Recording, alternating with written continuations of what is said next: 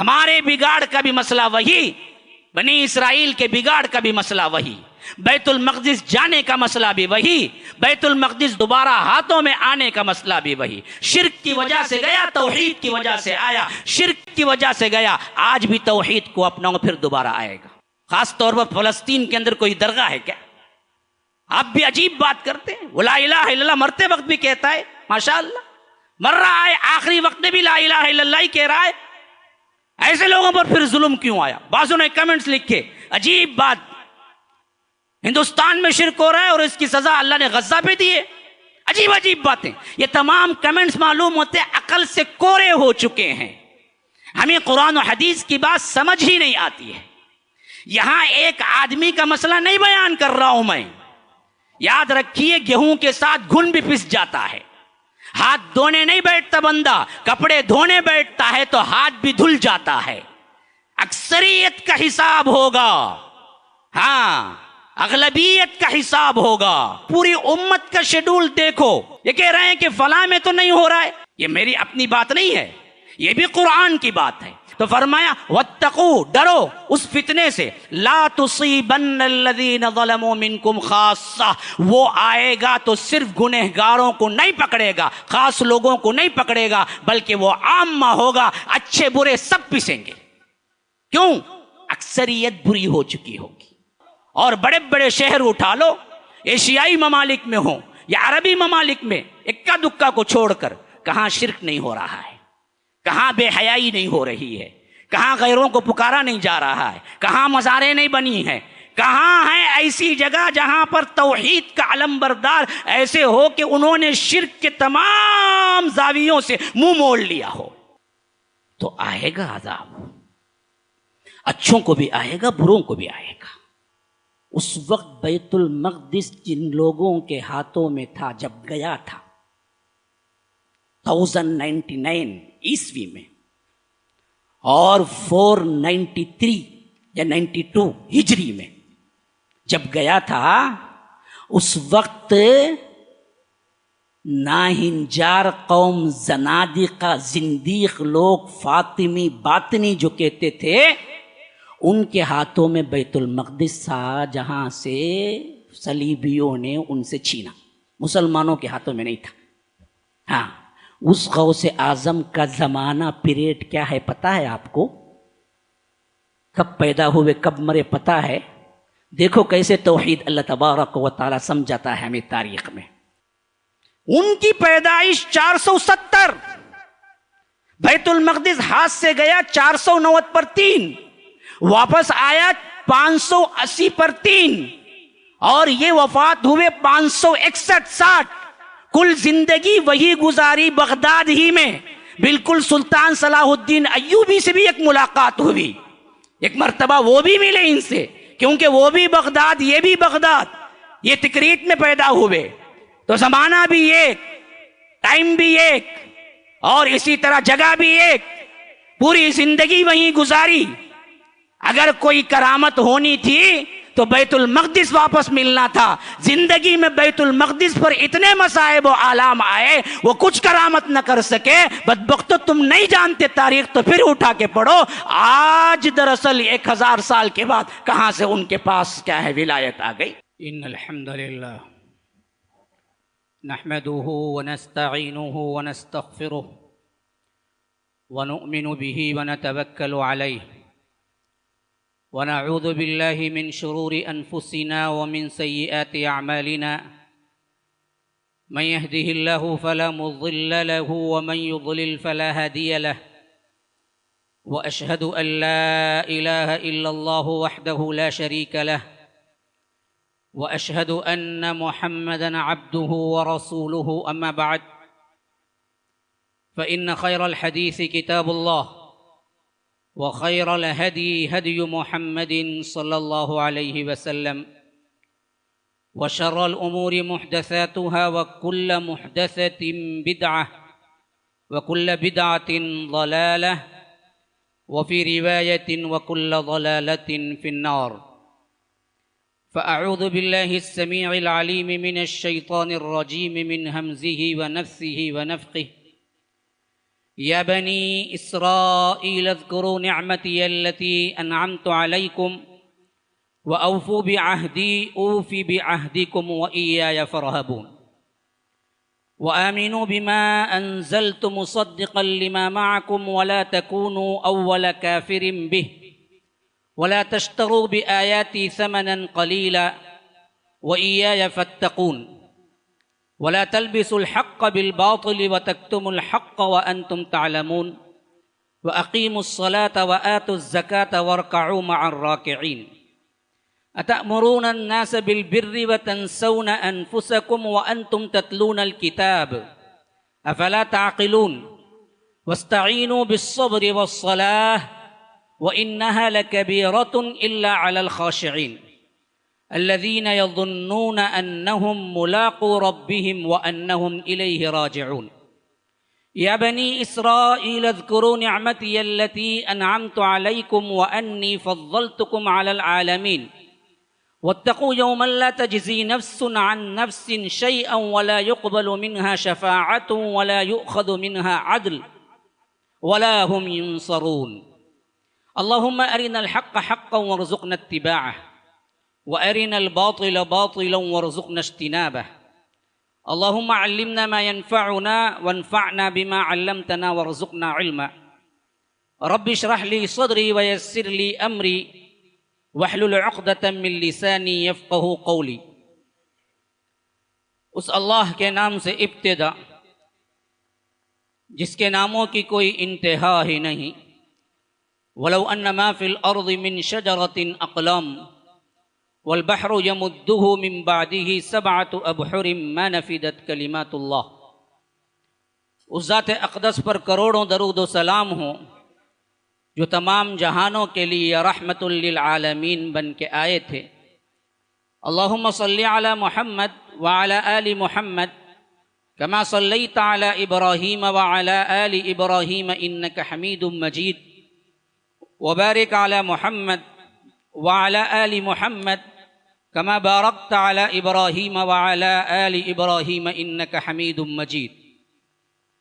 برادران اسلام، واجب الاحترام بزرگوں، دوستوں، عزیز ساتھیوں، لائق احترام ماؤں اور بہنوں، دور حاضر کے اعتبار سے جو حالات مسلمانوں کے ہیں، ان حالات میں سب سے اہم ترین قضیہ جو ہمارے ہاں ہے وہ محترم، مکرم، مقدس مقامات کی بے حرمتی، اور اس سلسلے میں گزشتہ کئی جمعوں سے خاص طور پر میرا خطاب اسی تناظر میں پیش کیا جا رہا ہے۔ اصل میں ایک واقعہ ہے تنبیہ کے طور پر، جسے میں چاہتا ہوں کہ آپ کے سامنے کھول کے بیان کروں، اور اس سے جو نصیحت اللہ تبارک و تعالی نے ہمارے لیے رکھا ہے اس نصیحت تک ہم پہنچ سکیں، کوشش کریں کہ اس کا ازالہ ہو، اور اس حیثیت سے ہمارے لیے اچھی راہ پھر ایک مرتبہ رب کی طرف رجوع ہونے کی مل جائے۔ یہ ہم کو کیسے ملے گا، کس حیثیت سے ملے گا، کہاں ڈھونڈنے پہ ملے گا، ہدایت والا راستہ کہاں جانا چاہیے، کیسے ڈھونڈنا چاہیے، ان تمام کا منبع و مرکز صرف ایک جواب ہے، اللہ کی کتاب قرآن اور اللہ کے رسول کی زندگی سنت مطہرہ۔ کیونکہ میں ہمیشہ کہا کرتا ہوں، عموماً میرے بیانات کی ابتدا اسی لفظ سے ہوتی ہے کہ اللہ تبارک و تعالی نے اس دین کو کامل و اکمل و اتم بنا کے بھیجا، جو قیامت تک کے لیے جتنے مسائل تمہارے ہیں ان تمام کا حل پیش کرتا ہے، اور اس دعوے کے ساتھ کرتا ہے کہ اگر آپ اس کے مطابق نہیں کریں گے پھر دنیا جہاں کے تم ادیان لے آؤ، اللہ کے ہاں قابل قبول نہیں ہے۔ وَمَن يَبْتَغِ غَيْرَ الْإِسْلَامِ دِينًا فَلَن يُقْبَلَ مِنْهُ۔ کچھ بھی کر لو، خانقاہوں میں رہو، تپسیاؤں میں رہو، دنیا چھوڑ کے نکل جاؤ، رہبانیت اختیار کر لو، اللہ کو راضی کرنے کے ہزار بہانے ڈھونڈ لو، ہزار تکالیف جھیل لو، لیکن رب کے ہاں قابل قبول نہیں ہے سوائے دین اسلام کے راستے کے۔ اب یہ دین اسلام کا راستہ رب العالمین نے کیسے بنایا؟ فرمایا کہ ان الدین عند اللہ الاسلام، اللہ کے نزدیک قانون ہی اسلام ہے، اور اس اسلام پر چلنے کی ہدایت قرآن نے صاف طور پر اپنا امتیاز بیان کیا۔ ان ھذا القرآن یہدی للتی ہی اقوم، یہ قرآن سائنس کی کتاب نہیں ہے، آپ لامحالہ لاکھوں سائنسی نسخے اس میں سے نکال لیں۔ یہ قرآن فزکس کی کتاب نہیں ہے، آپ ہزاروں کیا ہیں اس طرح کے فارمولے نکال لیں۔ یہ قرآن آپ کے معاشی حل کی کتاب نہیں ہے کہ آپ اکنامکس کا ہر ایک فارمولہ اس میں سے نکال لیں۔ یہ قرآن فلکیات کے بارے میں نہیں بتاتا کہ آپ اپنے طور پر تمام ستاروں کے محل وقوع جان لیں۔ یہ قرآن آپ کو جانوروں کی ہسٹری نہیں بتاتا کہ آپ زوالوجی، باٹنی اور اس طرح کے تمام علوم کا انبار قرآن سے لے آ کے رکھ دیں۔ یہ قرآن میں یہ سب کچھ تو ہے، لیکن اصل میں قرآن اس لیے نازل نہیں ہوا، نازل ہوا تو یہدی للتی ہی اقوم، یہ سیدھی راہ بتانے کے لیے نازل ہوا ہے۔ اصل تو بیوٹی یہ ہے، قرآن اکیڈمی کے نام سے قرآن کے مظاہر اور قرآن کے بیانات، قرآن کا ٹرانسلیشن، قرآن کی خدمت، قرآن کا فلاں فلاں، ان تمام کے نام سے آپ ہزاروں قسم کے علم اس کے اندر سے نکالتے رہیں، لیکن قرآن اپنے آپ کا تعارف کرواتا ہے تو کہتا ہے کہ ان ھذا القرآن یہدی للتی ہی اقوم، یہ قرآن اصل میں سیدھی راہ بتانے کے لیے نازل ہوا ہے۔ اس سیدھی راہ کو چھوڑ کر آپ دوسرے راہیں اس میں تلاش کریں گے، مل تو جائے گا کچھ نہ کچھ، مقصدیت کھو جائے گی۔ یہی حالت آج ہم مسلمانوں کی ہے، جس پر ہم روز بروز سنتے آ رہے ہیں۔ عالم اسلام کے اندر ہو یا عالم عرب کے اندر ہو یا عالم عجم کے اندر ہو یا انٹرنیشنل طور پر ہو یا نیشنل طور پر ہو، مسلمانوں کی ذلت اور پستی اور اسی طرح مسلمانوں کا معاملہ اس حد تک کمزور اور اس حد تک ذلیل ہے کہ آج ہمارے لیے کوئی چیز اپنی طور پر خود حق اپنے وجود کا ہم جتا نہیں سکتے۔ یہ حالتیں کیوں ہوئی ہیں؟ اگر سبق حاصل کرنا ہے تو قرآن کی راہ چلتے تاریخ سے سبق لینا ہوگا۔ جب تک تاریخ سے ہم سبق نہ لیں گے تو ہمارے لیے صحیح طور پر یہ جج کرنا مشکل ہوگا کہ موجودہ حالات میں ہم کہاں ہیں اور کس راستے کو اپنانا ہے۔ تو اسی تناظر میں اصل میں جب یہ واقعہ ہوا، اسرائیل نے بمباری شروع کی اور غزہ پر مسلمانوں کے اوپر مظالم کا ایک پہاڑ ٹوٹ پڑا۔ میرے تقریباً پچھلا آپ اٹھا کے دیکھ لیں 4-5 جمعہ جہاں کہیں بھی ہوں میں اسی پر دیتا آ رہا ہوں، اور آج کا تسلسل بھی اصل میں اسی سے ہے۔ لیکن مقصود یہ نہیں کہ واقعہ یا تاریخ بیان کرنا، مقصود یہ ہے کہ اس سے آج ہم کو سبق لینا ہے۔ ایک اندھے کی طرح، ایک بہرے کی طرح، ایک اسی طرح گونگے کی طرح یہاں سے گزر نہیں جانا ہے۔ والذین اذا ذکروا بآیاتنا لم یخروا علیہا صما وعمیانا۔ اللہ تبارک و تعالی رحمان کے بندے کون؟ سورہ فرقان کے آخری میں فرمایا، کئی صفات بیان فرمائی ہیں، ان میں ایک صفت رب نے فرمایا اذا ذکروا بآیاتنا، جب ان کو آیتیں یاد دلائی جاتی ہیں، جب قرآن پڑھ کے سنایا جاتا ہے، جب نشانیاں ان کے سامنے آتی ہیں۔ آیت کا مطلب کیا ہے جی؟ نشانی ہے۔ اگر لغوی اعتبار سے ترجمہ کریں تو آیہ کا مطلب ہے نشانی۔ سنوریہم آیاتنا فی الآفاق، جیسے رب العالمین نے فرمایا ہم عن قریب تمہارے لیے آسمانوں کی بلندیوں میں نشانیاں ظاہر کریں۔ جتنے سائنسی علوم ہیں، جتنی چیزیں آپ کے سامنے اب آ چکی ہیں، یہ سب اللہ کی آیتیں ہیں کہ اللہ ایک ہے، اللہ تبارک و تعالی کائنات کا فرما روا اکیلا ہے۔ تو یہاں پر آیاتنا کا مطلب یہ ہے کہ ہم اپنی نشانیاں بتلائیں گے تمہیں آفاق میں، ہے انفس و آفاق میں پیدا تیری آیات۔ ہاں، حق یہ ہے کہ تابندہ و پائندہ تیری ذات ہے، انفس و آفاق میں پیدا تیرے آیات۔ انفس و آفاق میں دیکھ لو، اپنے اندر دیکھ لو، آسمانوں میں دیکھ لو، ہزاروں نشانیاں بکھری پڑی ہیں کہ رب العالمین صرف تنہا واحد و مالک ہے، اس کے علاوہ کوئی نہیں ہے۔ تو رب نے فرمایا سنوریہم آیاتنا فی الآفاق، ہم آفاق میں بھی آیتیں تمہیں دکھائیں گے۔ تو فرمایا کہ والذین اذا ذکروا بآیاتنا، جب ہم بتائیں گے، جب ان کو پڑھ کے سنائی جاتی ہیں، جب یاد دہانی کی جاتی ہیں، قرآن کی آیتیں ہو یا تاریخ کی آیتیں ہوں یا اسی طرح دوسرے نشانیاں ہوں جو تمہارے سمجھنے کے لیے رب العالمین نے رکھا ہے، وہ عباد الرحمن والے بندے، اللہ کے بندے، رحمان کے بندے، صم و عمیانا، وہ اندھے بہرے بن کے نہیں گزرتے. ہاں، لم یخروا علیہا، یہ نہیں گر پڑتے اندھے بہرے بن کے، بلکہ سوچ سمجھ کے اس سے نصیحت حاصل کرتے. لم یخروا علیہا صما و عمیانا، اندھے بہرے نہ بن جاؤ مسلمانوں. یہ اللہ کی آیات ہیں، یہ اللہ کی نشانیاں ہیں، اس کو غور سے سنو، سمجھنے کی کوشش کرو. جمعہ کا خطبہ کھلواڑ نہیں ہے، جمعہ کا خطبہ رسم نہیں ہے. کاش میرے بھائیوں کو معلوم ہوتا. ابھی میں آ کر ممبر پہ کھڑا ہو کے 10 منٹ نہیں ہوا، ابھی مسجد بڑھ رہی ہے. ان کو پتہ نہیں اس 10 منٹ میں کروڑوں کا ثواب انہوں نے گنوا دیا ہے.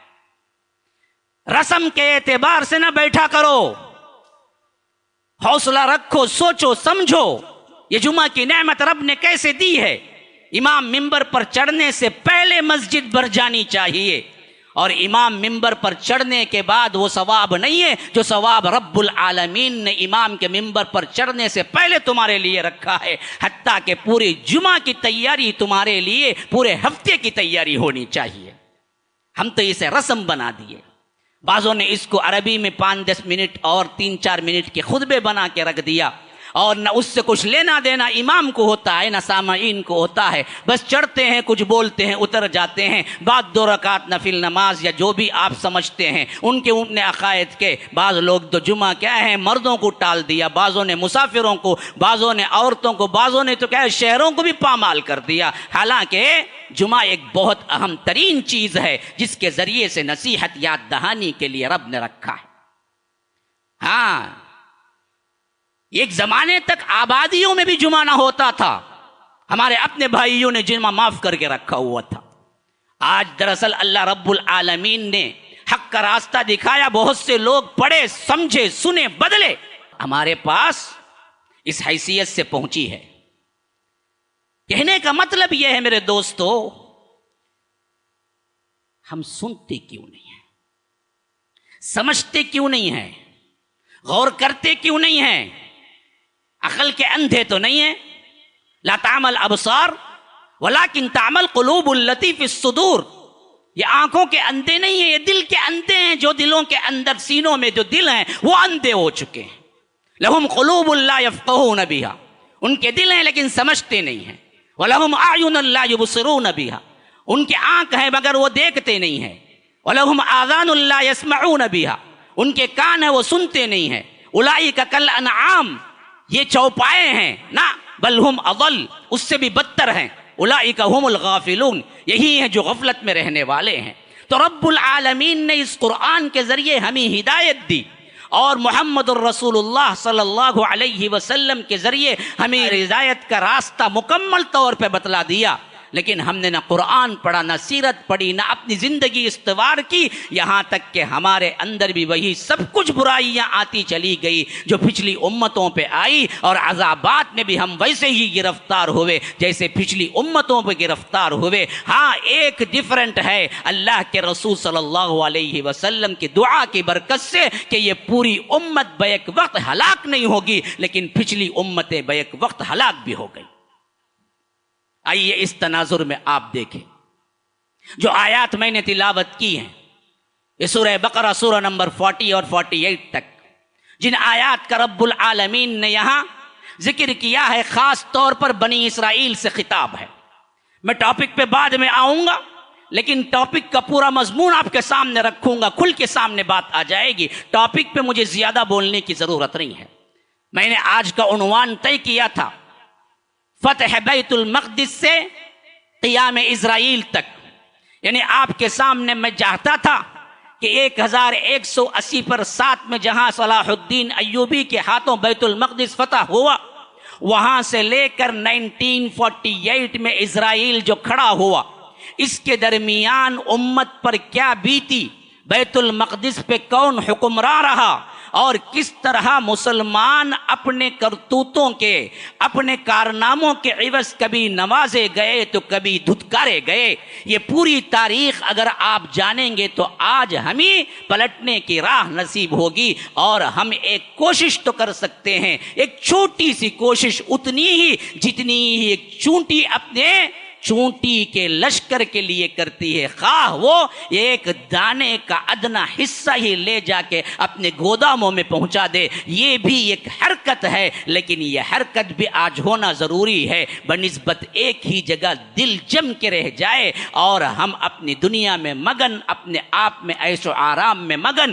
ایسے ہو جائیں کہ گویا ہمیں دنیا کے واسطوں کے علاوہ دین کا کوئی واسطہ ہی نہیں ہے۔ اس سے 1000 گنا درجے بہتر وہ زندگی ہے جس میں آپ ایک تنکے کا سہارا لے کر بھی کم از کم کوئی حرکت کریں، ایک لشکر کی امیر ایک چونٹی ہی کیوں نہ ہو، ایک ذمہ دار ایک چونٹی ہی کیوں نہ ہو۔ اللہ نے قرآن میں اس کے نام سے ایک سورہ رکھا، سورۃ النمل، اور اس لشکر کا جو بڑا ایک چونٹی کتنی حفاظت ہے۔ یا ایھا النمل ادخلوا مساکنکم لا یحطمنکم سلیمان وجنودہ وہم لا یشعرون، کہ جب سلیمان کا لشکر گیا تو وہ چونٹی پکار کے کہی کہ اے چونٹیو خبردار، اپنے آپ کی حفاظت کر لو، ادخلوا مساکنکم، اپنے گھروں کے اندر داخل ہو جاؤ، فتنوں سے بچو، پریشانی سے بچو۔ کیا ہو سکتا ہے؟ لا یحطمنکم سلیمان وجنودہ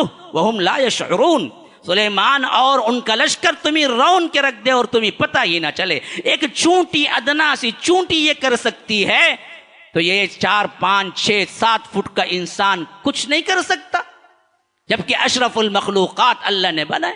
اسی ذمہ داری کے تحت میں ممبر پہ کھڑے ہو کے آپ کے سامنے کہہ رہا ہوں، ذمہ دار بنو انسانوں، ذمہ دار بنو مسلمانوں۔ یہ نہیں کہ کھائے پیے، شادی بیوی بچے اور اپنی زندگی ختم، 60 یا 70 سال جیے، جو بھی ہوا کھائے پیے اڑا دیا، وہیں مر گر گئے، اور اس کے بعد نہ نامہ اعمال میں نہ دین ہے نہ دنیا میں کوئی کارنامہ۔ یہ زندگی ہے؟ یہ تو جانور کی سے بھی بدترین زندگی ہے۔ زندگی ہو تو یہ ہو کہ ایک مقصد ہو، زندگی کے اندر ایک ایم ہو، زندگی کے اندر کچھ کرنے کا عزم ہو جس کے تحت زندگی گزاری جائے۔ ایک چونٹی بھی ایک مقصد کے تحت زندگی گزارتی ہے، ایک شہد کی مکھی بھی ایک مقصد کے تحت زندگی گزارتی ہے۔ ہم شہد کی مکھی اور چونٹی سے بھی بدتر ہو گئے۔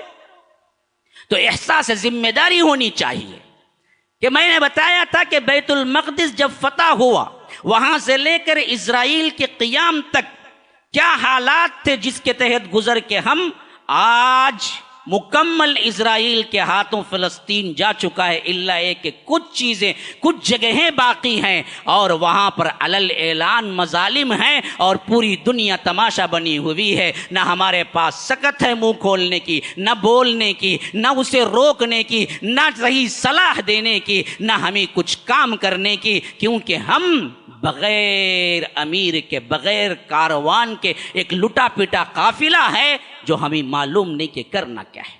یہی حالت ہے ہماری۔ ہاں تو ادھر ادھر کی نہ بات کر، تو ادھر ادھر کی نہ بات کر، یہ بتا کہ قافلہ کیوں لٹا۔ تو ادھر ادھر کی نہ بات کر، یہ بتا کہ قافلہ کیوں لٹا۔ مجھے رہزنوں سے گلا نہیں، تیری رہبری کا سوال ہے۔ باہر کے لوگوں سے شکوہ نہ کرو، باہر کے سازشوں کو مت لاؤ، باہر کے اپنے کام چھوڑ کر، اپنے تجارتیں چھوڑ کر خود آ کے دستے بازو بنو۔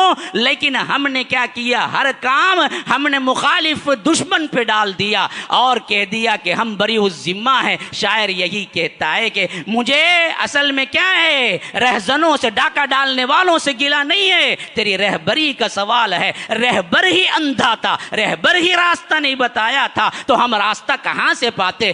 رہبر ہی جب رہزن بن جائے، جب باڑ ہی فصل کھانے لگے تو پھر اس فصل کا کیا پوچھنا۔ یہی حالت ہماری اپنی ہے کہ ادھر ادھر کی نہ بات کر، اپنے اوپر منطبق کر کے دیکھو کہ ہم کتنے اچھے ہیں، ہم کتنے دیندار ہیں، ہم کتنے باعمل ہیں، ہم کتنا روتے ہیں، ہم کتنی اصلاح کی تمنا رکھتے ہیں، ہم کچھ کرنا بھی چاہتے ہیں یا خالی خولی باتیں ہیں، تو یاد رکھو ہمارا ہی قصور نکل آئے گا۔ تو ادھر ادھر کی نہ بات کر، یہ بتا کہ قافلہ کیوں لٹا، مجھے رہزنوں سے گلا نہیں، تیری رہبری کا سوال ہے۔ آج ہمارے رہبری کو سوال ہے، کوئی رہبر نہیں، کوئی کارواں نہیں، کوئی میر کارواں نہیں، کوئی قافلہ نہیں، اور ہم مست اپنی زندگی میں مگن، کوئی فلسفیوں کے پیچھے، کوئی اسپیکروں کے پیچھے، کوئی مفکرین کے پیچھے، کوئی اخوانی ذہنیت کے پیچھے، کوئی اس جماعت کے پیچھے، کوئی اس جماعت کے پیچھے۔ کوئی نہیں ہے جو آئے قرآن پڑھے سمجھے علم حاصل کرے،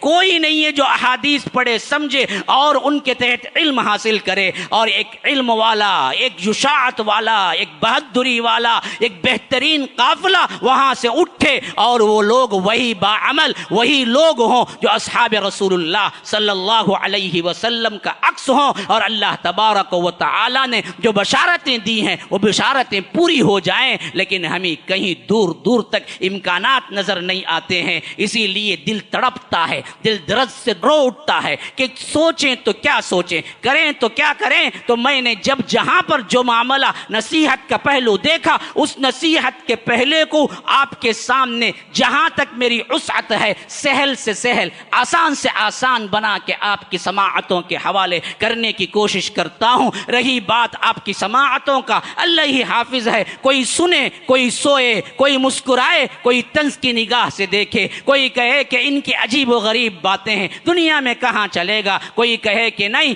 اس کے اندر کچھ تو مواد ہے، کچھ تو اصل ہے، اس کے لیے کوشش تو ہونی چاہیے۔ ہر ایک معاملہ آپ کا اپنا رویہ ہے، لیکن مجھے وما علینا الا البلاغ المبین کہ ہم پہ ذمہ داری ہے کہ ہم پورے انصاف کے ساتھ، پوری تندہی کے ساتھ، پوری ایمانداری کے ساتھ آپ کے پاس بات کو پہنچائیں کہ مسلمانوں ڈرو اللہ سے، مسلمانوں پلٹو اللہ کی طرف، مسلمانوں برائیوں سے اجتناب کرو اور اللہ تبارک و تعالی کی رحمت پانے والا گروہ بن جاؤ۔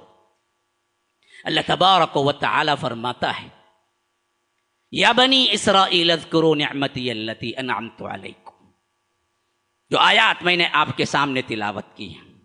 اے بنی اسرائیل یاد کرو میری اس نعمت کا جو میں نے تم پر تمام کی۔ وہ نعمت کیا تھی وہ آگے آ رہی ہے، لیکن اس نعمت کے ذکر کے ساتھ اصل نعمت کیسے عطا ہوئی وہ ذکر ہے۔ وَأَوْفُوا بِعَهْدِي أُوفِ بِعَهْدِكُمْ، ہاں یاد کرو میری اس نعمت کا جو تمہیں میں نے عطا کی، اور معاہدہ کیا، اگریمنٹ کیا تم سے کہ تم وہ اگریمنٹ پورا کرو تو میں بھی تمہارے لیے وہ اگریمنٹ پورا کروں گا۔ میں تم سے کیا کیا اگریمنٹ؟ کون سا اگریمنٹ؟ کس اگریمنٹ کی بات ہو رہی ہے؟ کس عہد کی بات ہو رہی ہے؟ اللہ تبارک و تعالی نے دوسری جگہوں پہ اسے اور خلاصہ کر کے پیش کیا ہے۔ قرآن کا یہ اعجاز ہے کہ کہیں اللہ تعالیٰ نے مجمل بیان کیا تو کہیں تفصیل بیان کیا تو کہیں مجمل، اور تفسیر کا سب سے بہتر طریقہ یہی ہے کہ القرآن یفسر بعضہ بعضا کے تحت قرآن کا بعض حصہ بعض حصے کی خود تفسیر کرتا ہے۔ یہاں فرمایا کہ یا بنی اسرائیل اذکروا نعمتی التی انعمت علیکم، اے بنی اسرائیل میری اس نعمت کو یاد کر جو میں نے تم پر کی۔ وَأَوْفُوا بِعَهْدِي أُوفِ بِعَهْدِكُمْ، اور وہ معاہدہ، وہ عہد تم پورا کرو تو میں بھی تمہارے ساتھ پورا کروں گا۔ وَإِيَّايَ فَارْهَبُونِ، دیکھو مجھی سے ڈرنا۔ قرآن میں تلاش کرو کیا معاہدہ ہوا تھا۔ معاہدے کے بارے میں رب فرماتا ہے وَإِذْ أَخَذْنَا مِيثَاقَ بَنِي إِسْرَائِيلَ لَا تَعْبُدُونَ إِلَّا اللَّهَ، ہم نے بنی اسرائیل سے اس سے پہلے عہد کیا تھا کہ دیکھو اللہ کے علاوہ کسی کی عبادت نہ کرو۔ یہی وہ عہد ہے جس کو کہتا ہے کہ دیکھو تم پورا کرو میں بھی تمہارے ساتھ پورا کروں گا۔ تو اللہ کیا پورا کرے گا؟ آئیے قرآن سے پوچھتے ہیں۔ فرمایا سورہ مائدہ، یہ تو سورہ بقرہ کی آیت، سورہ مائدہ کی آیت، فرمایا وَإِذْ أَخَذْنَا مِيثَاقَ بَنِي إِسْرَائِيلَ وجعلنا منهم 12 نقيبا وقال الله إني معكم لئن أقمتم الصلاة وآتيتم الزكاة وآمنتم برسلي وعزرتموهم وأقرضتم الله قرضا حسنا لأكفرن عنكم سيئاتكم ولأدخلنكم جنات تجري من تحتها الأنهار من كفر بعد ذلك منكم فقد ضل سواء السبيل. یہاں پورا عہد، وہاں عہد کا سب سے پہلا حصہ لا تعبدون الا اللہ، اللہ کے علاوہ کسی کی عبادت نہ کرو. اس میں گئے تو سب میں گئے. ہمارے بگاڑ کا بھی مسئلہ وہی، بنی اسرائیل کے بگاڑ کا بھی مسئلہ وہی، بیت المقدس جانے کا مسئلہ بھی وہی، بیت المقدس دوبارہ ہاتھوں میں آنے کا مسئلہ بھی وہی. شرک کی وجہ سے گیا، توحید کی وجہ سے آیا، پھر شرک کی وجہ سے گیا، آج بھی توحید کو اپناؤ پھر دوبارہ آئے گا. میں کہتا ہوں تو لوگ بڑے طنز سے کہتے ہیں کہ مولانا عجیب بات کر رہے ہیں، عجیب بات کر رہے ہیں. کیا دنیا میں توحید نہیں ہے کیا؟ ہاں، خاص طور پر فلسطین کے اندر کوئی درگاہ ہے کیا؟ آپ بھی عجیب بات کرتے ہیں. وہ لا الہ الا اللہ مرتے وقت بھی کہتا ہے، ماشاءاللہ مر رہا ہے آخری وقت میں بھی لا الہ الا اللہ ہی کہہ رہا ہے. ایسے لوگوں پر پھر ظلم کیوں آیا؟ بعضوں نے کمنٹس لکھے عجیب بات، ہندوستان میں شرک ہو رہا ہے اور اس کی سزا اللہ نے غزہ پہ دی ہے. عجیب عجیب باتیں. یہ تمام کمنٹس معلوم ہوتے عقل سے کورے ہو چکے ہیں. ہمیں قرآن و حدیث کی بات سمجھ ہی نہیں آتی ہے. یہاں ایک آدمی کا مسئلہ نہیں بیان کر رہا ہوں میں. یاد رکھیے گیہوں کے ساتھ گھن بھی پس جاتا ہے. ہاتھ دھونے نہیں بیٹھتا بندہ، کپڑے دھونے بیٹھتا ہے تو ہاتھ بھی دھل جاتا ہے. اکثریت کا حساب ہوگا، ہاں اغلبیت کا حساب ہوگا. ہاں عام طور پر لوگ کھانا کھاتے ہیں، میں کہتا ہوں لوگ کھانا کھاتے ہیں تو آپ بولیں گے پاگل ہم تو روٹی کھاتے ہیں، ہم کھانا کیا کھاتے؟ کوئی بات ہوئی؟ میں کہوں گا کہ عام تو لوگ کھانا کھاتے ہیں بھائی، روٹی بھی کھاتے ہیں، نان بھی کھاتے ہیں، متنجن بھی کھاتے ہیں، ہاں بریانی بھی کھاتے ہیں، مندی بھی کھاتے ہیں، ہزاروں قسم کے اقسام کھاتے ہیں. لیکن جب کھانا کھاتے ہیں تو سب کو پتا ہے عموم کھانا کھایا جاتا ہے. یاد رکھو میں کہہ رہا ہوں پوری امت کا شیڈول دیکھو. یہ کہہ رہے ہیں کہ فلاں میں تو نہیں ہو رہا ہے، فلاں میں تو، ارے فلاں کا اثر تو انڈیویجول ہوگا. جب اللہ کا عذاب آئے گا تو سب کو لے گا. ہاں حشر کے میدان میں انڈیویجول ہو جائے گا. یہ میری اپنی بات نہیں ہے، یہ بھی قرآن کی بات ہے. فرمایا واتقوا فتنہ لا تصیبن الذین ظلموا منکم خاصہ. لوگوں سنو، اس فتنے سے ڈرو. یہاں پر فتنہ اللہ کا عذاب مراد ہے، کیونکہ فتنے کئی معنی میں قرآن میں استعمال ہوئے ہیں، اور یہاں پر مفسرین شاہد ہیں کہ یہاں فتنہ ہے اللہ کا عذاب. ہاں دنیا کا عذاب خاص طور پر. وہ بھی اللہ کا عذاب کا مطلب یہ نہیں ہے کہ ہو سکتا ہے آسمان سے بجلی پڑے یا آ کر زمین شق ہو جائے یا زلزلہ ہو جائے، یہ بھی مراد. لیکن عذاب دنیاوی میں جیسے مار ہوتی ہے ایک دوسرے کے، جیسے کیا ہے بیماریاں، جیسے مصائب و آلام، تو فرمایا واتقوا، ڈرو اس فتنے سے، لا تصیبن الذین ظلموا منکم خاصہ. وہ آئے گا تو صرف گنہگاروں کو نہیں پکڑے گا، خاص لوگوں کو نہیں پکڑے گا، بلکہ وہ عامہ ہوگا، اچھے برے سب پسیں گے. کیوں؟ اکثریت بری ہو چکی ہوگی، اکثریت بگڑ چکی ہوگی.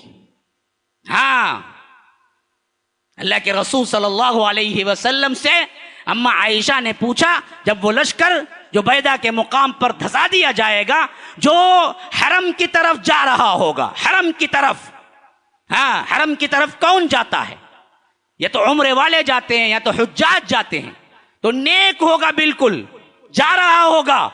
اللہ کے رسول صلی اللہ علیہ وسلم نے فرمایا ویسا اللہ تبارک و تعالی کا عذاب آئے گا کہ وہ دھس جائے گا پورا کا پورا. فرمایا کہ اللہ کے رسول کیا ان میں کوئی اچھا بھی نہیں ہوگا؟ پورے دھسے، پورے گئے. فرمایا کہ عائشہ ہاں ہوں گے، متقی بھی ہوں گے، پرہیزگار بھی ہوں گے، اچھے لوگ ہوں گے، لیکن انہیں اٹھایا جائے گا تو الگ سے اللہ تبارک و تعالی دراصل کیا کرے گا؟ ان کے لیے ایمان کی حالت دے گا اور انہیں سرخرو کرے گا. لیکن جس ماحول میں وہ تھے، جو حالت اغلبیت تھی، اس کے ساتھ وہ بھی جائیں گے. ہاں اٹھایا جائے گا تو پھر ایمان پر اٹھایا جائے گا. اللہ کا عذاب اکثریت پہ آتا ہے. اکا دکا گھن کے ساتھ گھن بھی پس جاتا ہے, حساب نہیں. عالم اسلام آج اٹھاؤ, بڑے بڑے مصر اٹھا لو اور بڑے بڑے شہر اٹھا لو, ایشیائی ممالک میں ہوں یا عربی ممالک میں, اکا دکا کو چھوڑ کر کہاں شرک نہیں ہو رہا ہے, کہاں بے حیائی نہیں ہو رہی ہے, کہاں غیروں کو پکارا نہیں جا رہا ہے, کہاں مزاریں نہیں بنی ہیں, کہاں ہے ایسی جگہ جہاں پر توحید کا علم بردار ایسے ہو کہ انہوں نے شرک کے تمام زاویوں سے منہ موڑ لیا ہو. تو آئے گا عذاب, اچھوں کو بھی آئے گا, بروں کو بھی آئے گا, سب لپیٹ میں آئیں گے. ہاں ان کی نیتوں پہ اللہ انہیں اٹھائے گا پھر, لیکن جب آئے گا تو سب پکڑے جائیں گے. تو اسی لیے میں کہتا ہوں کہ یہاں غزہ اصل میں ہمارے لیے یہ کوشن ہے, کوشن. ہاں وہاں کے مسلمانوں پر وہ عذاب ہے یا آزمائش, یا اللہ ہی فیصلہ کرے گا. مومن ہوگا تو آزمائش ہوگی, اگر وہاں پر رہتے ہوئے بھی برائی کر رہا ہوگا تو وہ اس کے اوپر آزمائش نہیں, عذاب ہی ہوگا. لیکن ہمارے لیے عالم اسلام کے لیے سوچنے کی بات کیا ہے میرے بھائیوں؟ یہی ہے کہ ہم کیسے پلٹیں, ہم کیسے رہیں, ہم کیسے اٹھیں, ہم کیسے توحید کا کام کریں. ہو سکتا ہے دوسرا فلسطین, اللہ نہ کرے, اللہ نہ کرے, اللہ نہ کرے, ہندوستان بن جائے. حالات کس طرف جا رہے ہیں؟ ہاں نہ سمجھو گے کہ تو مٹ جاؤ گے. ہے ہندی مسلمانوں, تمہاری داستان تک بھی نہ ہوگی داستانوں میں. حالتیں وہی ہیں, اسی کی طرف تو جا رہی ہیں. یہاں پر گاؤں کشی کے نام پر کتنوں کو اڑا دیا گیا, کتنے خاندانوں کو بلڈوزر چلا دیا گیا, کتنے لوگوں کی شناختی کارڈ لے لیے گئے, کتنوں کو جیلوں میں سڑا. آج بھی میں پڑھ رہا تھا, آج بھی کہ 70% جیلوں کے اندر ٹھسنے والے نوجوان, خاص طور پر 18 سے 40 کے اندر 70% مسلمان ہیں. تم نے حال دیکھا کبھی جا کے جیلوں کا؟ کیوں درد بندی نہیں ہوتی ہے؟ کیوں اپنے آپ کو اور دوسروں کے اعتبار سے ذمہ دار نہیں تو فرمایا اسی واسطے کہ یہ توحید کو اپناؤ, یہی ضامن ہے اصل میں تم سب کو امن دینے والا. یہ توحید نہیں ہے تو پھر کچھ نہیں ہے. اور یہ توحید کا خلاصہ اللہ تبارک و تعالی نے سورہ مائدہ میں فرمایا, وَإِذْ أَخَذْنَا مِيثَاقَ بَنِي إِسْرَائِيلَ وَبَعَثْنَا مِنْهُمُ 12 نقیبا. ہم نے دراصل بنی اسرائیل سے پختہ عہد کیا, اور وہ عہد کیا تھا؟ انی معکم. یا رب, عہد پورا کرنے کا صلہ کیا ہے جی؟ اللہ نے صاف طور پر گارنٹی دی, اے بنی اسرائیل تمہارے ہم نے 12 نقیب مقرر کیے ہیں, 12 بڑے سردار جو تم پر نگران ہیں. تم ان باتوں کو پورا کرو گے تو ہوگا کیا؟ انی معکم, میں تمہارے ساتھ ہوں گا, میں تمہارے ساتھ ہوں گا. اللہ ہمارے ساتھ ہوگا تو پھر دنیا کی کوئی طاقت ہم سے ٹکرانے کے بعد باقی نہ رہے گی. مسئلہ یہ ہے کہ اللہ کو ہم نے چھوڑ دیا. جو معیت خاصہ رب نے بیان کیا کہ یہ میں تمہارے ساتھ ہی رہوں گا, یہ شرطیہ تھی. کب؟ لئن اقمتم الصلاۃ, جب تم نماز کا قیام کرو گے. توحید اوپر بیان ہو گئی, نمبر 2 سیکشن میں آ رہی ہے بات. لئن اقمتم الصلاۃ وآتیتم الزکاۃ, زکات دو گے. ہم نے زکات کو ٹیکس سمجھ لیا. ہاں اللہ نے کہا زکات دو, ہم اور بخیل بنتے گئے. ہماری حالت کیا ہو گئی؟ اس حد تک ہو گئی کہ ہم نے اپنے تجوریوں کو بھر کے رکھنے پر بھی جو ڈپازٹ کا اماؤنٹ ہے اس کے لیے بھی بندہ فون کر کے پوچھتا ہے, مولوی صاحب اس میں سے زکات میں سے نکال لیے جائے گا. ہاں پتہ ہے, ایسے سوال آئے ہیں مجھے. ہاں آپ کا زیور ہے 100 سورن کا, 200 سورن کا, ہماری چیز ہے. اللہ کی راہ میں خرچہ کرو جی, بچی کی شادی, زندگی اچھی ہوں گی. نہیں 100 سورن کا مال جمع کر کو جہیز میں دے طاقت ہے. ارے یہ مال اللہ کی راہ میں خرچہ کر کے بچی کی زندگی کے لیے دعا کر، بچی کی زندگی اچھی ہوں گی، اولاد آئیں گی اور اسی طرح پھلے پھولیں گے، جیسے اللہ نے فرمایا کہ مدرارا ویمددکم باموال وبنین ویجعل لکم جنات ویجعل لکم انہارا، اس طرح خوشگوار زندگی ہوگی۔ وہ تو نہیں کرتا، جمع کے کیا کرتا، جہیز میں دیتا، پھر اس کے بعد سسرال والے اسے گیس بلاسٹ ہوگا بول کو مار ڈالتے، انہیں دیتا 100 رن کا جا کو۔ ہاں گیس بلاگ ہوگو، کب تک بھی دلہا مرا کیا؟ آج تک دلہن نہیں مری، آپ اٹھاؤ نیوز میں کہیں تبھی دلہا بھی مر کو ہے کیا؟ 2-3 دن کا دلہا گھر کا گیس بلاسٹ ہوا مر گیا بول کو، کیا تبھی ایک تبھی آیا کبھی تبھی؟ ہاں یہاں جمع کر کے رکھ دے، اور گھر میں سیف نہیں بول کے بینک میں لا کر لے کو رکھتا انہیں، وہ لا کر کو سال میں ایک 10-20 ہزار روپے ڈپازٹ دینا پڑتا، وہ ڈپازٹ کا پیسہ کہاں سے نکالنا بول کو مجھے فون کر کو پوچھتا ہے، مول صاحب وہ زکوٰۃ کا پیسہ نکالنا نا، وہ ڈپازٹ کو دیا لے جائے گا پوچھتا۔ ہاں یہ ہماری خصلتیں ہیں۔ تو رہا کیا کئی کی حفاظت، حفاظت کے لیے تو زکوٰۃ ہی دے دے بس کافی ہے، حفاظت لا کر کی ضرورت ہی نہیں ہے، جاتا نہیں مال، اللہ حفاظت کا ذمہ لیتا ہے، جو مال ادا کرتے ہیں اور جو مال میں سے زکوٰۃ نکالتے ہیں وہ محفوظ ہو جاتا ہے۔ ہم نے خرچ بالکل بند کر لیا، مٹھی بند کر لی، بخیلی کی انتہائی آخری راہوں پہ چل رہے ہیں۔ اللہ نے فرمایا کہ فراخ دلی اپناؤ، یہی حال ان کا بھی تھا، ان کا ایک ہاتھ آگے بڑھ کے تھا اور ہم بھی کسی سے کم نہیں ہے، یہی حالت ہے۔ اللہ نے کہا خرچہ کرو تو انہوں نے کیا کیا؟ خرچہ ہی نہیں، ہم سود بھی کھائیں گے۔ ہاں وَأَكْلِهِمُ السُّحْتُ، یہ سود خور ہیں کہا اللہ نے، ان کا کھانا سود ہے، اور ہمارا بھی کھانا اللہ یہ ماشاء اللہ کوئی بچے تو بچے، عموماً سود ہے، عموماً کارڈز کے ذریعے، اس کے ذریعے، اس کے ذریعے جو ملتا، جو بھی رقم یا کچھ بھی نہیں ملے تو ان سے لوگوں سے کیا ہے، قرضہ لے کو نہیں دینا، چھپ لے کو پھر نہ خالی۔ ہاں نہیں دینے کی نیت سے لیتا، پہلے ایک 5,000 دے ہونا جی، کب جی دیں گے؟ وہ کہ دے دو تجھے، کیا جی ہمارے تمہارے میں کیا جی ہے، ایسا پوچھتے ہیں تمہیں؟ نہیں بھائی لکھ کو دو، ارے کیا جی کیا دیکھ، پیسہ پوچھتے ہی دشمن بن گیا نا جی، لکھ کو دو بولنا غلط کیا بھائی؟ ہاں اللہ کہتا ہے اذا تداینتم بدین الی اجل مسمى فاکتبوہ، لکھو، لکھنا اصول ہے، کیوں دینے کی نیت ہی نہیں ہے۔ کتنے لوگ قرضدار اس حیثیت سے لیتے وقت متعین ہوتا ہے کہ دینا تو نہیں ہے اس کو ہم، ہاں بس لے لیں گے بول کے، دوسرا کیا؟ یہی حالت تھی ان کی بھی ان کی بھی۔ تو فرمایا لئن اقمتم الصلاۃ وآتیتم الزکاۃ وآمنتم برسلی، میرے رسول پر ایمان لانا۔ ہم نے کیا کیا؟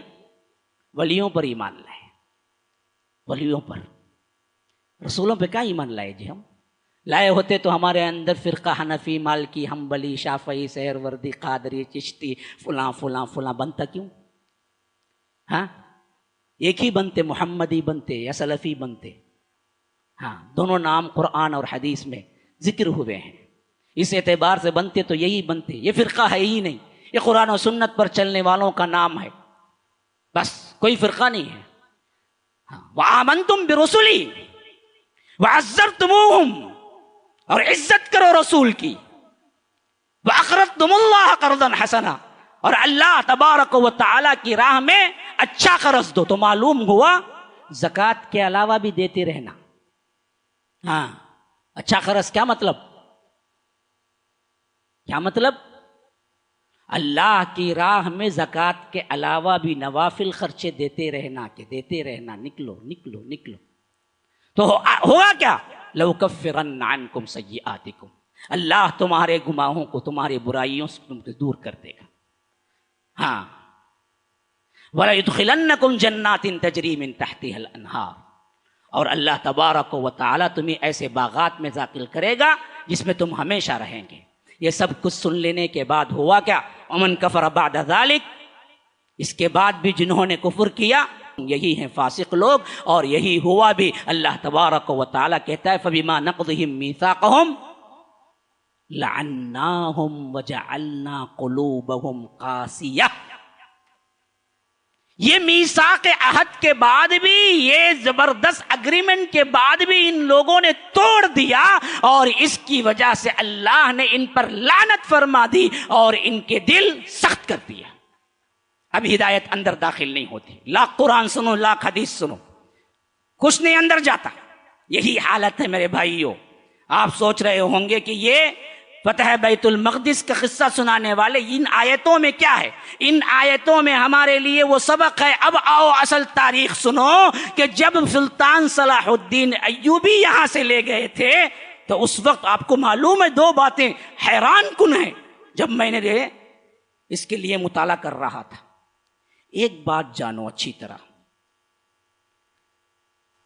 اس وقت بیت المقدس جن لوگوں کے ہاتھوں میں تھا جب گیا تھا 1099 عیسوی میں اور 493 یا 92 ہجری میں جب گیا تھا، اس وقت ناہنجار قوم، زنادقہ، زندیق لوگ، فاطمی باطنی جو کہتے تھے، ان کے ہاتھوں میں بیت المقدس تھا، جہاں سے صلیبیوں نے ان سے چھینا۔ مسلمانوں کے ہاتھوں میں نہیں تھا۔ معلوم ہے آپ کو؟ جو مسلمانوں کا بھیس طاری کر کے فاطمی تھے، ان کا بادشاہ تھا افتخار الدولہ۔ جب آیا لشکر صلیبیوں کا، افتخار الدولہ نے کہا کہ بھائی دیکھو جو ہوا سو ہوا، مجھے بھاگنے کی اجازت دو۔ تو وہ لوگ اتنا سونا طے کیے، وہ سونا جو کچھ بھی مانگے دیا اور پچھلے دروازے سے نکل گیا۔ جو کچھ بھی سنی لوگ تھے، جو کچھ بھی وہاں پر مسلمان تھے، ان سب کو چھوڑ کے بھاگا، جس کے عوض ان بدبختوں نے اتنا مارا کہ گھوڑے کے گھٹنے ڈوب گئے۔ یہ بات میں گزشتہ کے تاریخ میں نہیں بولا، آج میں سنا رہا ہوں آپ کے لیے۔ ہاں، جو کہتے ہیں نا کہ وہاں تو مسلمان ہے، لیکن تاریخ کا مطالعہ کرو، ہاتھ سے کب گیا؟ فلسطین اس وقت ہاتھ سے گیا جب فاطمیوں کی حکومت اور افتخار الدولہ کا کنٹرول تھا، اور یہ بدبخت زنادقہ، زندیق اور کافر اور شیعہ، غالی شیعہ تھا، اس کے ہاتھوں میں تھا۔ علل اعلان برائیاں ہوتی تھی۔ تو پھر صلیبیوں کو اللہ نے وہ قوت دے دی کہ انہوں نے بیت المقدس کو پھر لے لیا۔ پھر سلطان صلاح الدین ایوبی آئے، تقریباً عیسوی اعتبار سے 88 سال، 80 پر 8 سال، اور ہجری اعتبار سے 90 سال کے قریب، 492 یا 93 سے لے کر 583 تک ان لوگوں کے ہاتھوں میں رہ کے سلطان صلاح الدین ایوبی نے وہاں سے لیا، اور لے کر یہاں پر جب مسلمان آباد ہوئے تو پھر بیت المقدس بھی ماشاء اللہ مسلمانوں کے کنٹرول میں آ گیا۔ اب ذرا ایک اور بہت اہم ترین بات ہے، بہت اہم ترین، جن کو آپ کہتے ہیں کہ تمام دنیا کے ولیوں کے سروں پر جن کا پاؤں ہے، بغداد شریف میں جا کے، ہاں کیا بولتے، بہت بڑے ولی، پیران پیر عبد القادر جیلانی، غوث اعظم، سب کی مدد کرنے والے۔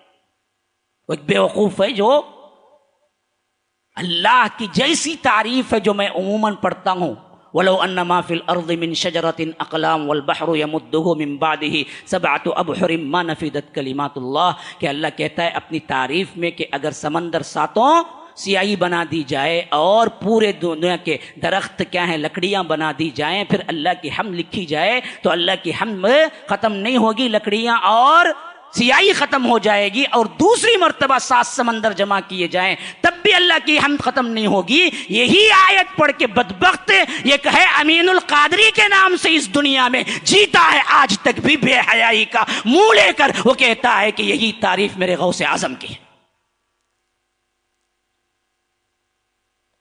ہمارے ذہنوں میں کچھ نہیں رینگتا، توحید کی کوئی عظمت نہیں اٹھتی دل سے۔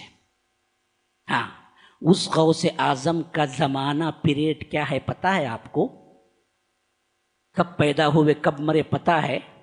دیکھو کیسے توحید اللہ تبارک و تعالی سمجھاتا ہے ہمیں تاریخ میں۔ وہ پیدا ہوئے 470 ہجری میں، وفات ہوئی 561 ہجری میں، 90 پر 1 سال جیے۔ یہ پورا زمانہ وہی زمانہ ہے جو بیت المقدس صلیبیوں کے پاس تھا۔ وہ صلیبیوں سے واپس نہیں لے کے اپنی زندگی میں، بلکہ سلطان صلاح الدین ایوبی کو لڑ کے جا کے لینا پڑا۔ اگر کچھ قوت ہوتی اس ولی کے پاس تو سب سے پہلے وہ بیت المقدس تو لیتے ان کے پاس۔ ان کی پیدائش 470، بیت المقدس ہاتھ سے گیا 490 پر 3، واپس آیا 580 پر 3، اور یہ وفات ہوئے 561-60۔ کل زندگی وہی گزاری بغداد ہی میں۔ بالکل سلطان صلاح الدین ایوبی سے بھی ایک ملاقات ہوئی، ایک مرتبہ وہ بھی ملے ان سے، کیونکہ وہ بھی بغداد یہ بھی بغداد، یہ تکریت میں پیدا ہوئے، تو زمانہ بھی ایک، ٹائم بھی ایک، اور اسی طرح جگہ بھی ایک، پوری زندگی وہیں گزاری۔ اگر کوئی کرامت ہونی تھی تو بیت المقدس واپس ملنا تھا۔ زندگی میں بیت المقدس پر اتنے مصائب و آلام آئے، وہ کچھ کرامت نہ کر سکے۔ بدبختو تم نہیں جانتے تاریخ تو پھر اٹھا کے پڑھو۔ آج دراصل 1000 سال کے بعد کہاں سے ان کے پاس کیا ہے ولایت آ گئی۔ اس حیثیت سے آپ آگے جائیے۔ یہاں پر پھر سلجوقی رہے، پھر اس کے بعد عباسی آئے، پھر اس کے بعد آگے جا کر عثمانی آئے۔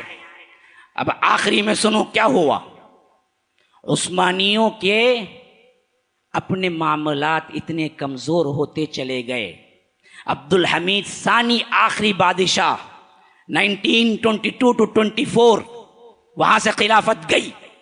1924 کے آخری زمانے تک تو ان کے ہاتھوں میں تھا پورا ترکیہ، اور ترکیہ اتنا بڑا تھا جب یہ بٹا تو تقریباً کئی ممالک آزاد ہوئے۔ یہ پورا ترکیہ جس کے کنٹرول میں تھا وہ سلطان عبد الحمید ثانی تھے، اور ان کے دور میں ہی بات شروع ہوئی بیت المقدس کو واپس لینے کا۔ اس وقت سلطان اور رعایا کا حال کیا تھا؟ مؤرخین ذکر کرتے ہیں پوری سلطنت سود میں ڈوب چکی تھی۔ کب گئی؟ جب اللہ کی نافرمانیاں شروع عروج پہ تھی۔ پوری سلطنت قرضے اور سود میں ڈوب چکی تھی۔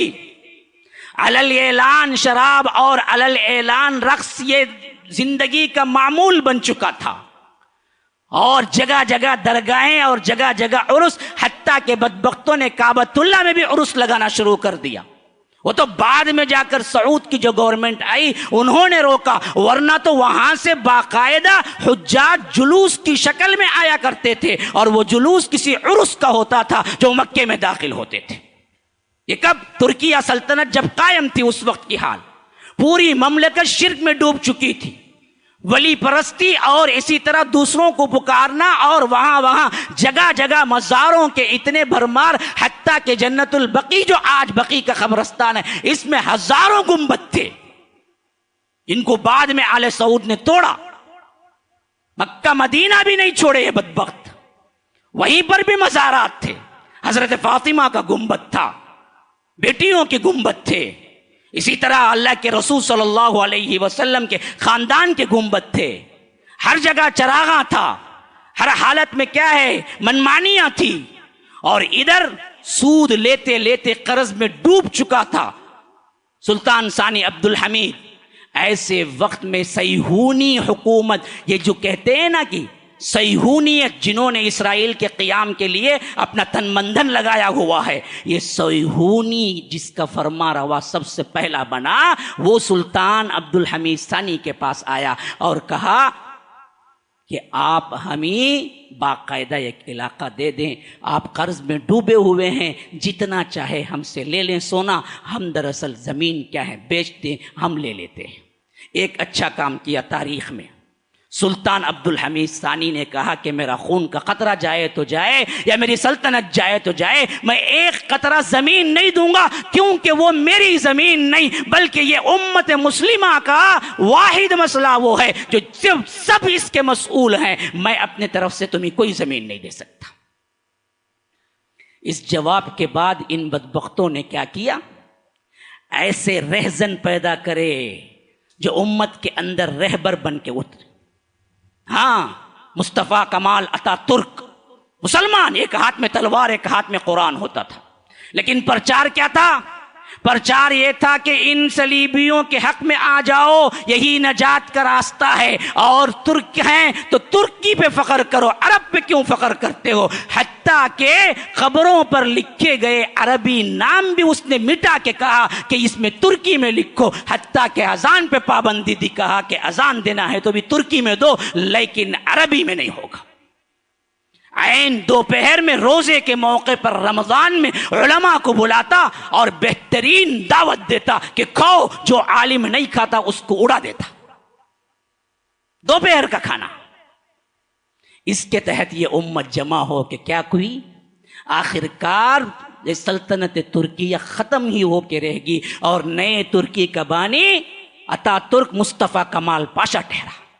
یہ زندیق، یہ کمیونسٹ سب سے پہلا جس نے کیا کیا تھا؟ راہیں ہموار کرتی. اور فلسطین کے لیے 1917 میں خود برطانیہ نے اعلان کر دیا کہ ہم دراصل آپ کو زمین دیں گے. پھر دوسری جنگ عظیم کے بعد تو راہیں اور کھل گئی، جو تقریباً 1914 سے 1919 تک چلی. پہلی جنگ عظیم، ہاں، دوسری جنگ عظیم 1945 تک. تو اس میں دراصل ان لوگوں کو باقاعدہ کھلی ہوئی چھوٹ ملی، اور اس چھوٹ کے بعد انہوں نے اعلان کیا کہ ہم اسرائیل کا قیام کرنے والے ہیں، اور اس کے لیے خود اقوام متحدہ نے انہیں لکھ کے دیا کہ تم اتنی زمین تمہاری ہے، تم رکھ لو، یہاں پر تمہارا گریٹر اسرائیل بناؤ. اس وقت مسلمانوں کی کیا حالت تھی ذرا دیکھو. گناہ، شراب، سود، جوا، شرک، درگاہیں اور اسی طرح کے بیہودہ کام سب سے زیادہ کسی قوم میں تھے تو یہ مسلم امت تھی. ہر طرف، پوری دنیا میں. تبھی تو یہ بیت المقدس ہاتھ سے گیا میرے بھائیو. یہ گیا تو پھر کچھ لوگوں کو ہوش آیا، کچھ عربی ممالک مصر وغیرہ کوشش کرے لیکن کوئی چیز نہیں آئی ہاتھ. 67 کی جنگ میں جتنا علاقہ تھا اس سے زیادہ علاقہ ان کے ہاتھوں میں چلا گیا. اب اس زمانے سے لے کر آج تک مار ہی کھاتے آ رہے ہیں، لیکن اس کا کوئی حل ہمیں نہیں ملا ہے. اور آج بھی امت کے مفکرین فلاں فلاں جو بڑے بڑے القاب والے ہیں وہ کہتے یہ ہیں کہ فلاں کام کرنا ہے، فلاں کام، لیکن کوئی منہ کھول کے نہیں کہتا ہے کہ اصل میں ہمارا پرانا مسئلہ یہ ہے کہ ہم درگاہوں کو آباد کرتے ہیں، مسجدوں کو بٹاتے ہیں. ہم کو مسجدیں آباد کرنی ہے، درگاہوں کو مٹانا ہے. یہ کہہ کے اگر کوئی ایک درگاہ بھی مٹائے تو شاید اللہ کی رحمت آ جائے. پوری تاریخ میں ایک درگاہ کبھی نہیں مٹی. مسجدیں بہت مٹی ہیں، اپنے ہی بہت مارے ہیں. میرے ہی اپنی نظر میں اپنے اعتبار سے 25 مساجد تو میں جانتا ہوں جن کو اپنوں نے خود توڑا. پلمنیر کی مسجد گواہ ہے، ابھی حال ہی میں بندن ہو چکا تھا، خود مسلمانوں نے توڑا اس واسطے کہ یہ اہل حدیث مسجد ہے. ہاں، اپنے توڑے ہیں. غیر تو بابری مسجد توڑا صرف، ہم تو آئے دن توڑتے رہتے ہیں ہمارے مسلکی اختلافات کی وجہ سے. لیکن مجھے بتاؤ کون سی درگاہ توڑی گئی؟ ہاں، ایک کے لیے مل کے نکلو، آندولن کرو کہ درگاہ کو توڑو، مٹاؤ. نظام الدین اولیائی کو جو بالکل بازو میں مرکز ہے، پوری دنیا میں تبلیغ کرتی ہے لیکن بالکل بازو میں نظام الدین مرکز قائم ہے. میں جا کے دیکھ کے آیا. کوئی نہیں بولتا، کوئی اس فساد پر، کوئی یہ گندے مواد پہ ہاتھ نہیں رکھتا کہ بھائی اصل تو یہاں زخم ہے، تم پورا جسم کہاں تلاش کرتے ہو؟ گندگی تو یہاں ہے. اٹھو مسلمانوں، سوچو اس پر، غور کرو اس پر. آخر بولتا ہوں تو کیوں بولتا ہوں؟ کوئی مجھے اپنا لینا دینا نہیں ہے. کل اللہ کے پاس مجھے کھڑے ہونا ہے، پیغام پہنچانے کی ذمہ داری ہے. یاد رکھیے یہ سوچ میں دینا چاہتا ہوں، خواہ 2 افراد قبول کر لیں، 3 کر لیں، 4 کر لیں، کوئی مسئلہ نہیں، کوئی نہ کرے، لیکن اللہ کے ہاں کل میں جواب دہ ہوں کہ اے اللہ جب پوری دنیا میں بت پرستی اور شرک اور درگاہیں عام تھی، میں نے یہ پیغام دیا تھا کہ اللہ کو منانا ہو تو درگاہوں کو مٹاؤ، مسجدوں کو آباد کرو۔ ھذا وباللہ التوفیق، صلی اللہ وسلم علی نبینا محمد۔ اسأل اللہ لی ولکم ولسائر المسلمین من کل ذنب فاستغفروہ انہ هو الغفور الرحیم۔